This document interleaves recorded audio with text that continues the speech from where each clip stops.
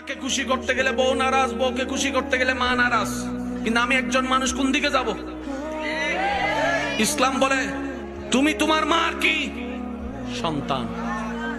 তুমি তোমার বউয়ের কি? স্বামী। শব্দগুলা খেয়াল করবেন। তুমি তোমার মার সন্তান, যার পায়ের নিচে তোমার বেহেশত। তুমি তোমার মায়ের পায়ের নিচে।